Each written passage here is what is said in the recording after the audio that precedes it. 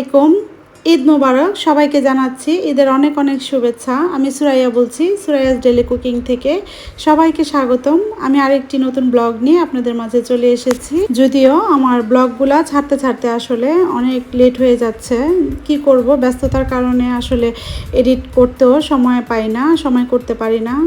যেহেতু আমার ছেলেটা একটু অসুস্থ ছিল, তো ওর পিছনেও একটু সময় দিতে হয়।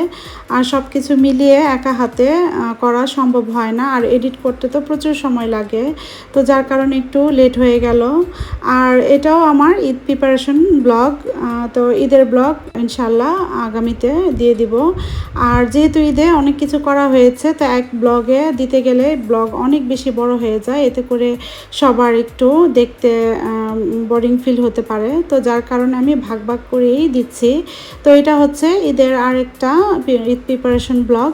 তো আজকে আমি ফ্রিজটা পরিষ্কার করব, যেহেতু ঈদ চলে এসেছে, তো ফ্রিজটা আগে থেকেই পরিষ্কার করে নিলে সব কিছু রাখতে সুবিধা হয়। তো আজকে সারাদিন একটু ব্যস্ততার মধ্যেই যাবে। তো আর ফ্রিজ যেদিন পরিষ্কার করি সেদিন তো সারা দিন চলে যায়, তো যেহেতু খুব ভালোভাবে ডিপ ক্লিন করতে হয়। আর এসব ক্লিনের পাশাপাশি ঘরেরও তো অনেক কাজ থাকে, রান্না বান্না, খাওয়া দাওয়া, ধোয়া মোছা, অনেক কিছু কাজ থাকে যেটা আমাদের প্রতিদিনই রুটিন করতে হয়। তো ওইসবের পাশাপাশি আমি বাড়তি কাজগুলো করে নিলে আসলে সারাদিন সময় পাওয়া যায় না। তো আজকে এই তো ফ্রিজটা সুন্দর করে সব কিছু বের করে ক্লিন করে নিয়েছি। সব বক্সগুলো যা যা ফ্রিজের ভিতরে থাকে সব কিছু বের করে তারপর সুন্দর করে পরিষ্কার করে আমার বারান্দার টেবিলের উপরে দিয়ে দিয়েছি। খুব সুন্দর ওয়েদার, এতে করে রোদ্রে শুকিয়ে যাবে সব কিছু। এই তো পরিষ্কার করে নিয়েছি।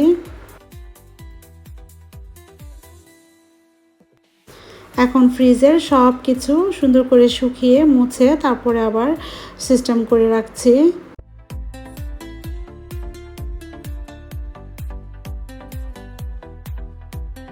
আর ফ্রিজটা আমার পুরোপুরি খালি করতে হয়েছে, যেহেতু ফ্রিজ পুরো ভরা ছিল। তো আমার নিচে যে বড় ডিপটা আছে ওই ডিপের ভিতরে সব কিছু রেখে যত ফ্রোজেন জিনিসপত্র আছে সব কিছু নিচে বড় ডিপের মধ্যে রেখে তারপরে খালি করে পরিষ্কার করতে হয়েছে। তো নিচে ওঠা নামা যাওয়া আসা একটু কষ্ট। আর যেহেতু আমার নিচে ডিপটা অনেক বড়, তো উপরে ঘরের ভিতরে রাখার স্পেস নেই, তো যার কারণে আমার নিচে রাখতে হয়েছে। নিচে আমাদের বড় একটা স্টোর রুম আছে, তো মোটামুটি ভালো বড় একটা স্টোর রুম আছে। তো ওটার ভিতরে অনেক কিছু রাখা যায়। তো আমার বড় ডিপ ফ্রিজটাও ওইখানেই রেখেছি। আর আমার এই ফ্রিজটাও অনেক দিন হয়েছে পরিষ্কার করা হয় না, করব করব করে অলসতা করতে করতে এখন ঈদের আগের দিন যেই পরিষ্কারটা ধরেছি, এর জন্য আসলে একটু কষ্ট হয়ে গিয়েছে, যেহেতু সারা বেলাই চলে গিয়েছে ফ্রিজ পরিষ্কার করতে। তো যাই হোক, তারপর আলহামদুলিল্লাহ সুন্দর মতো হয়ে গিয়েছে, পরিষ্কার হয়ে গিয়েছে। আর ফ্রিজটা পরিষ্কার করার পরে একদম নতুনের মতো লাগছে, চকচকা করছে। আর এই ফ্রিজটা আমার বেশি দিনও হয়নি, আমি কিনেছি এই নতুন বাসায় ওঠার 2 বছর আগেই আমি কিনেছি ফ্রিজটা।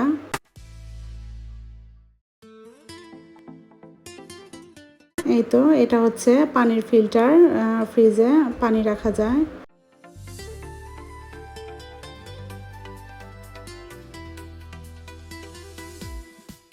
তো যেহেতু আমাদের এখানে বেশ গরম পড়ে গিয়েছে, এখন ঠান্ডা পানীয় দরকার হয়।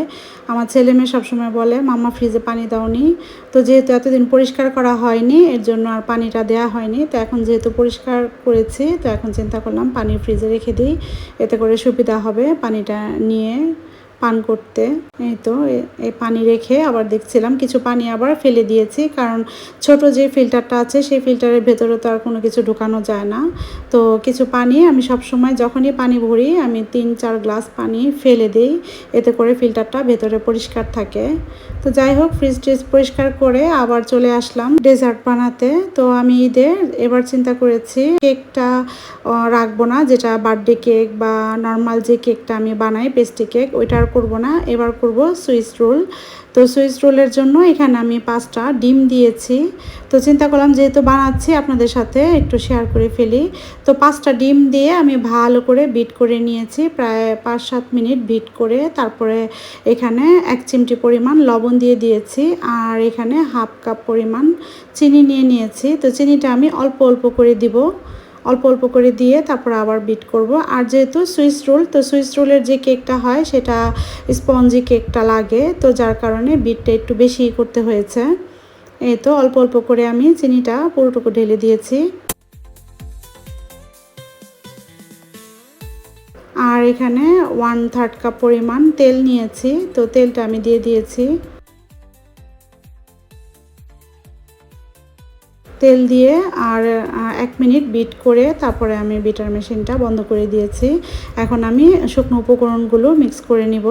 এখানে আমি 1 কাপ ময়দা নিয়েছি, কিন্তু 1 কাপ পুরোপুরি দেইনি, অল্প কিছু রেখে দিয়েছি, কারণ 1 কাপ পুরো ময়দা দিলে বেশি কেকটা শক্ত হয়ে যাবে, তো যার কারণে অল্প একটু ময়দা আমি রেখে দিয়েছি। আর এখানে আমি 1.5 টিস্পুন পরিমাণ বেকিং পাউডার দিয়ে দিচ্ছি। এই তো প্রথমে আমি 1 টিস্পুন দিয়েছি, এখন আমি আরও 1/2 টিস্পুন দিয়ে দিচ্ছি।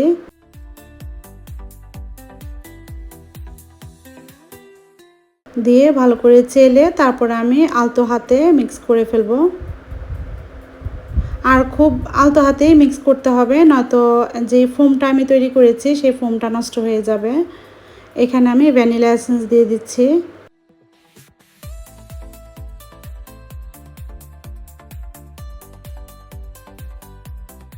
আর এখন সবার শেষে একটু দুধ দিয়ে দিলাম। এখানে 2 টেবিল স্পুনের মতো লিকুইড দুধ আছে। চাইলে আপনারা ময়দার সাথে শুকনো গুঁড়া দুধটাও দিয়ে দিতে পারেন, তো আমি এখানে লিকুইড দুধটা দিয়েছি। তো লিকুইড দুধটার কারণ হচ্ছে কেকটা একটু সফট থাকবে, তো যার কারণে লিকুইড দুধ দিয়ে দিয়েছি।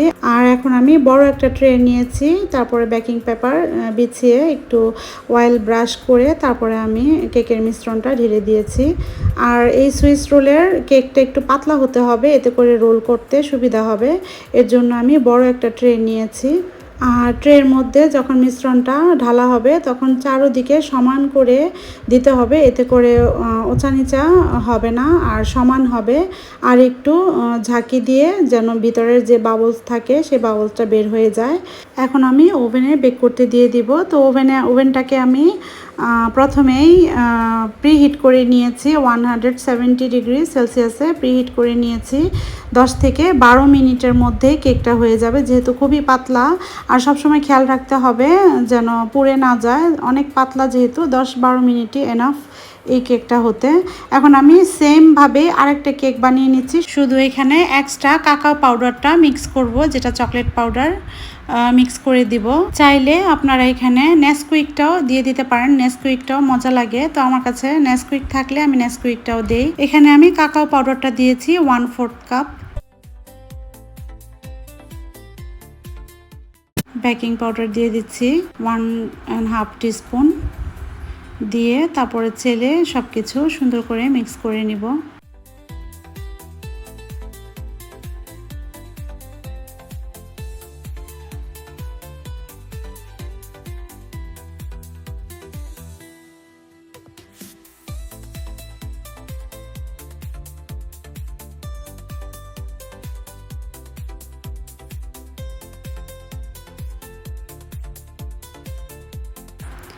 এই তো ওইটা রেডি করতে করতে এদিকটাতে প্রথম যেটা দিয়েছি সেটা হয়ে গিয়েছে। এখন আমি একটা কাঠির সাহায্যে দেখলাম যে হয়েছে কিনা।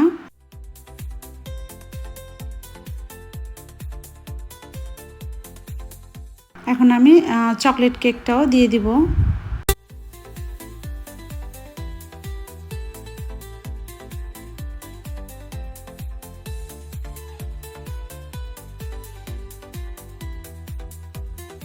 আর চকলেট কেকটা ওভেনে দেওয়ার আগে আমি ওভেনটাকে আরেকটু ঠান্ডা করে নিয়েছি, যেহেতু একটা কেক হতে দিয়েছিলাম, তো ওভেনটা বেশি গরম হয়ে গিয়েছে, তো যার কারণে আমি একটু ঠান্ডা করে তারপর আরেকটা ঢুকিয়েছি, এতে করে কেকটা পোড়ার সম্ভাবনা থাকবে না। এই তো এটা ঢুকিয়ে এখন আমি এটাকে উল্টিয়ে তারপরে গরম গরমই পেঁচিয়ে রাখবো, নয়তোবা ঠান্ডা করে পেঁচালে কেকটা ভেঙে যাওয়ার সম্ভাবনা থাকে। গরম গরমই এটা পেঁচিয়ে রাখতে হবে, এতে করে পরবর্তীতে ক্রিমটা দিতে সুবিধা হবে, ক্রিম দিয়ে পেঁচাতে সুবিধা হবে, যার কারণে আগে থেকে একটু পেঁচিয়ে রেখে দিতে হবে।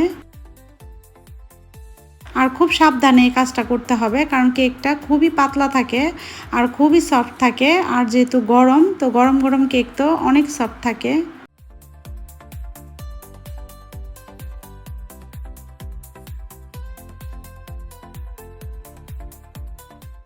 এই তো এখন আমি পেঁচিয়ে রাখবো।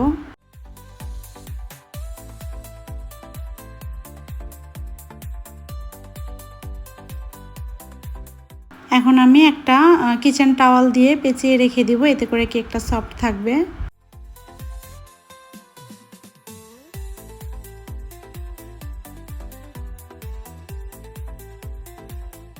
এই তো চকলেট কেকটাও রেডি।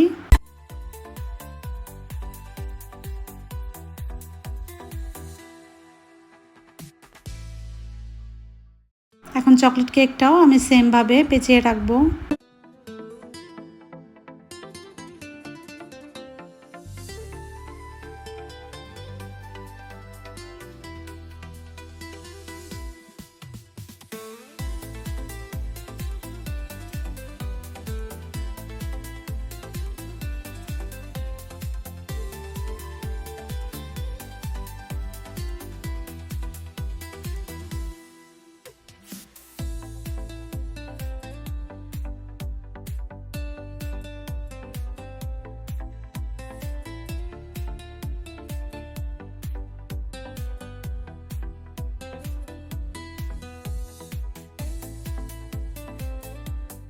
এই তো সুইস কেক বানানোর জন্য দুইটা কেকই রেডি।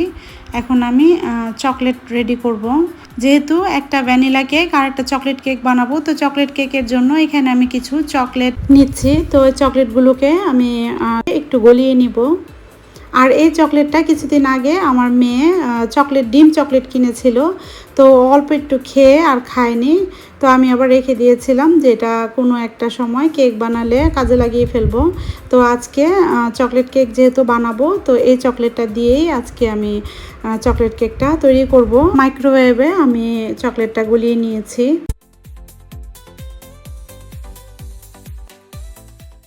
এই তো চকলেটের সাথে একটু হুইপ ক্রিম মিক্স করে দিচ্ছি, এতে করে চকলেটটা জমে যাবে না।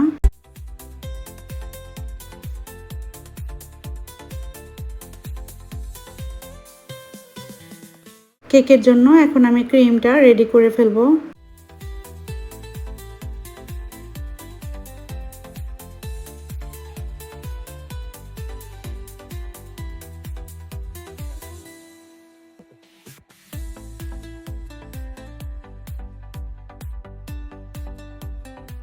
এই তো প্রথমে আমি চকলেট ক্রিম রেডি করে ফেলছি।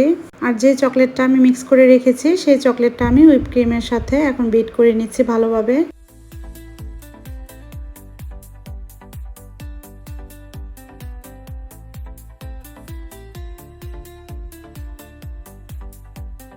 এই তো এখন আমি ভালো করে হুইপিং করে তারপর ফ্রিজে রেখে দিয়েছি।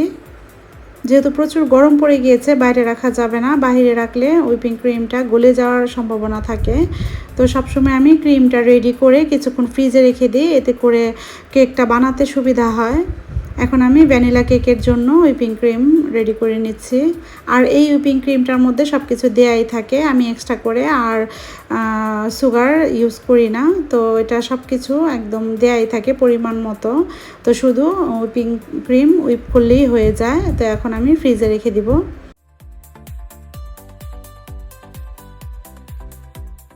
এই তো এদিকটাতে কেকটাও পুরোপুরি ঠান্ডা হয়ে গিয়েছে। এখন আমি একটা একটা করে ডিজাইন করে নিব। তো প্রথমে আমি ভ্যানিলা কেকটাকে সুন্দর করে ডিজাইন করে নিব।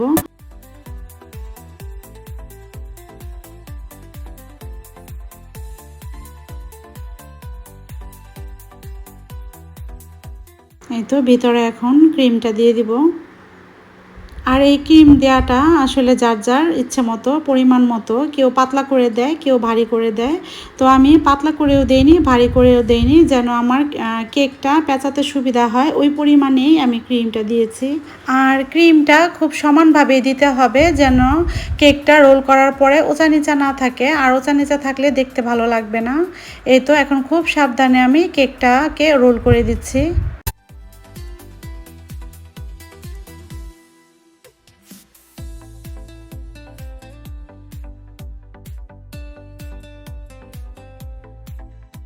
এখন আমি একটা সার্ভিং ডিশ নিয়েছি, যেটাতে আমি কেকটা ডেকোরেশন করে রাখবো।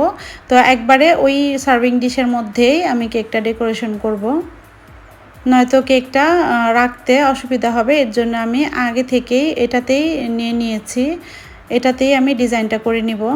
আর এই তো দুইটা সাইড আমি কেটে নিচ্ছি। আর চাইলে ক্রিম দেওয়ার পরেও আপনারা এটা কেটে নিতে পারেন। তো আমি প্রথমেই কেটে নিয়েছি। আর কাটলে দেখুন ভেতরটা দেখতে কতটা সুন্দর লাগছে।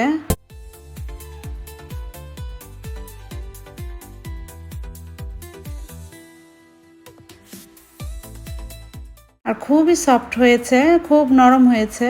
এই তো এখন আমি সুইচ রোলগুলো ডিজাইন করে নিব। এটা যার যার ইচ্ছে মতো ডিজাইন করে নিলেই হবে। আমি খুব সিম্পলভাবেই ডিজাইন করেছি, অত বেশি ঝামেলার মধ্যে যায়নি। আর যত বেশি সিম্পলভাবে কেক ডিজাইন হয় দেখতে তত বেশি সুন্দর লাগে।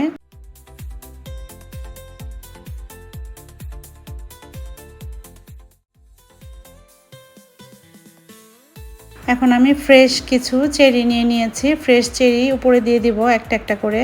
চাইলে মার্কেটে আপনারা সুইট চেরিগুলো পাওয়া যায় রেডিমেড কিনতে, তো সেগুলো দিয়েও ডিজাইন করে নিতে পারেন। যেহেতু আমার কাছে ফ্রেশ চেরি ছিল, তো ফ্রেশ চেরি দিয়েই আমি ডিজাইনটা করে নিয়েছি। এখন কিছু সুইটস গোল্ডেন কালার পার্ল ছিল, তো সুইটস পার্লগুলো দিয়ে আমি ডেকোরেশন করে নিচ্ছি।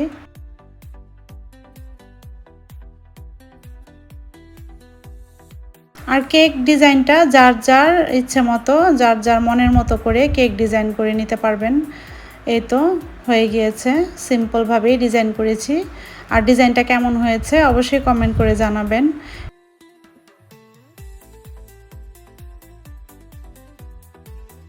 এই তো কিছু সুইটস পার্ল আমি নিচ দিয়েও ডিজাইন করে দিয়ে দিয়েছি, এতে করে দেখতে সুন্দর লাগছে। এই তো একটা কেক ডিজাইন করা শেষ। এখন আমি চকলেট কেকটাকেও সুন্দর করে ডিজাইন করে নিব।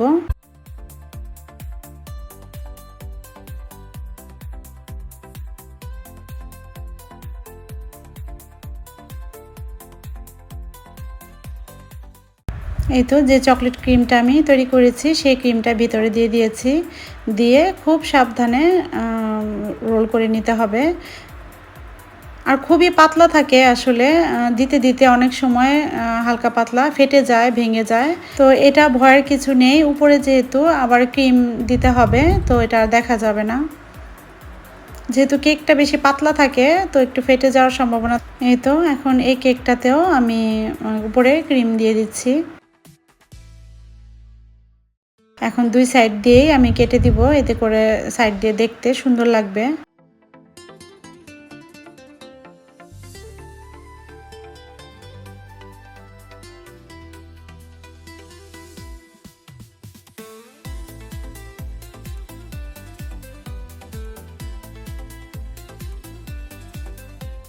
আর চকলেট কেকের উপরে আমি চকলেট ক্রিমটা আর দেইনি, নর্মাল ক্রিমটা দিয়েই আমি উপরে ডেকোরেশন করেছি। এতে করে খেতে ভালো লাগবে, ভেতরে চকলেট ফ্লেভার আর উপরে ভ্যানিলা ফ্লেভার ভালো লাগবে। আর এখানে এখন চকলেট চিপস দিয়ে আমি ডেকোরেশন করে নিচ্ছি। এই তো সাইড দিয়ে চকলেট চিপস দিয়ে দিয়েছি আর মাঝখানে সিম্পলভাবে ডিজাইন করে নিয়েছি। এখন কিছু চকলেট বিস্কিট দিয়ে উপরে ডেকোরেশন করে নিব।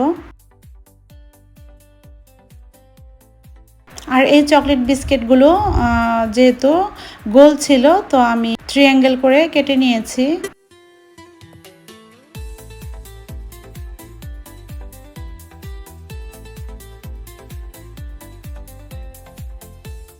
আর চকলেট বিস্কিটে যে দিতে হবে এমন কোনো কথা নেই, চাইলে উপরে আপনারা চকলেট দিয়েও ডিজাইন করে নিতে পারেন। আর মাঝখান দিয়ে আমি একটা করে চেরি দিয়ে দিচ্ছি।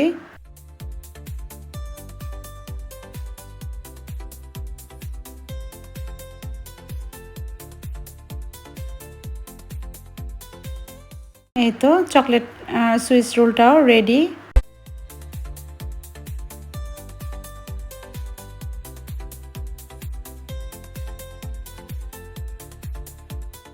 তো এই চকলেট কেকের ডিজাইনটাও আপনাদের কাছে কেমন লেগেছে কমেন্ট করে জানাবেন। আর এই সুইচ রোল দুইটাই দেখতে যতটা সুন্দর হয়েছে খেতেও বেশ মজা হয়েছিল। এখন আমি দই বানাবো, তো আমার হাজব্যান্ড বলছিল একটু দই বানানোর জন্য, যেহেতু গরম পড়ে গিয়েছে তো এই গরমে দই ঠান্ডা ঠান্ডা দইটা খেতেও ভালো লাগে। তো চিন্তা করলাম একটু দইও বানিয়ে নিই। আর এই দইয়ের রেসিপি আমি অলরেডি আপনাদেরকে দিয়ে দিয়েছি, তো আমি একটু দই বানিয়ে নিচ্ছি। যেহেতু কালকে ঈদ, তো আগের দিন দইটা বানিয়ে রাখলে পরের দিন খেতে ভালো লাগবে। এই তো আমি এখন দুধটাকে ঢেলে দিচ্ছি। আর এই কাজগুলো করতে করতে আসলে অনেক সময় লেগে গিয়েছিল, যেহেতু ঈদের আগের দিন তো অনেক কাজ থাকে। তো রাত্রের 3টা বেজে গিয়েছিল, তো আমি কিছু রান্নাবান্নাও করে রেখে দিয়েছিলাম।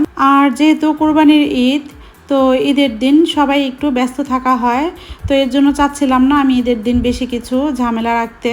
তো যার কারণে টুকিটাকি কিছু রান্নাও করে রেখেছি। আর এই কাজগুলো, ডেজার্টের কাজগুলো তো আগের দিনই করে নিতে হবে, ঈদের দিন করা তো আর সম্ভব না।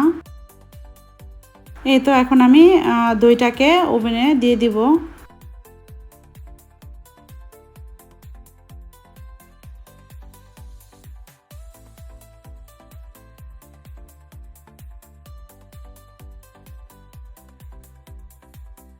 এই তো 50 ডিগ্রি সেলসিয়াসে আমি দিয়ে দিয়েছি।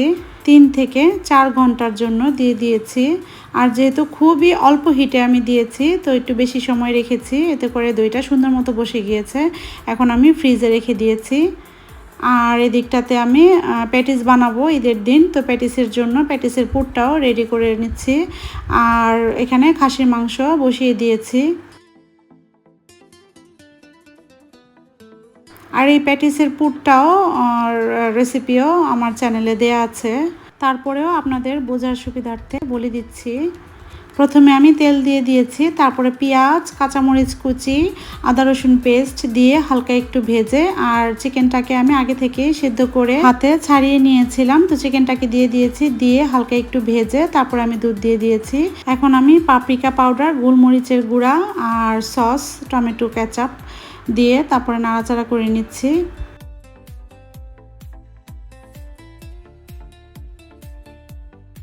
আর লবণটা অবশ্যই পরিমাণ মতো দিতে হবে। এখানে কিছু চিজ দিয়ে দিচ্ছি আমি, স্যান্ডউইচ চিজ।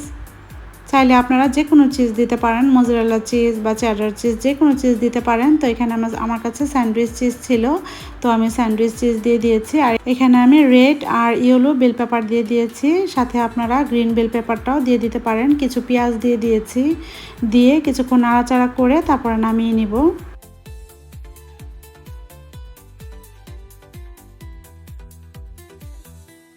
এই তো পুরোপুরি রেডি প্যাটিসের পুরটা।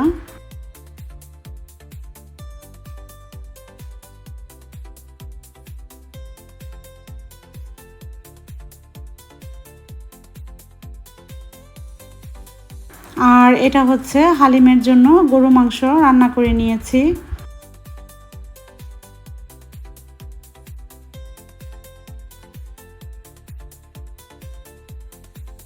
এই তো লাস্ট মুহূর্তে আমি একটু হালিমের মশলাটা দিয়ে তারপরে নামিয়ে নিব। আর এই হালিমের মশলাটা আমি নিজের হাতে তৈরি করেছি, তো ইনশাল্লাহ আপনাদের সাথে একদিন আমি হালিম রেসিপিটা শেয়ার করব। এই তো খাসির মাংসটাও হয়ে গিয়েছে। এখন নামানোর আগে আমি ভাজা জিরার গুঁড়া দিয়ে তারপর নামিয়ে ফেলবো।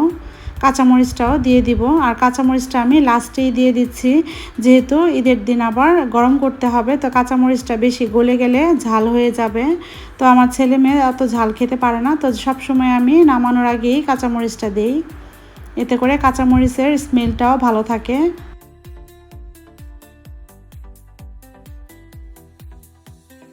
আর এটা হচ্ছে রোস্টের জন্য, তো আমি রোস্টটাও রান্না করে নিচ্ছি। আর এখানে হালিমের জন্য আমি পেঁয়াজ বেরেস্তা করে নিচ্ছি। আর আমি আজকে রোস্টটা রান্না করছি রেডিমেড রোস্টের মশলাটা দিয়ে।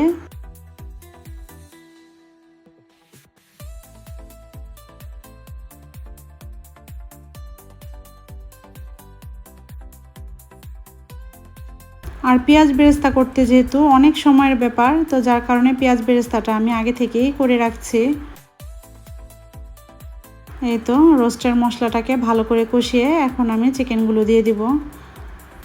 আর এই চিকেনগুলো আমি ভেজে রেখেছিলাম আগে থেকেই।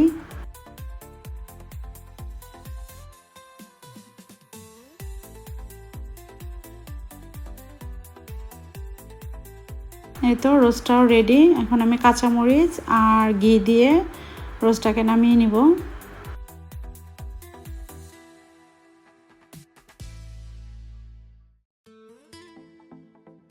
আর একটু কেওড়া ওয়াটার দিয়ে দিয়েছি একটু শাহি শাহি ফ্লেভার আসার জন্য। কিছু বাদাম দিয়ে দিয়েছি আর পেঁয়াজ বেরেস্তা।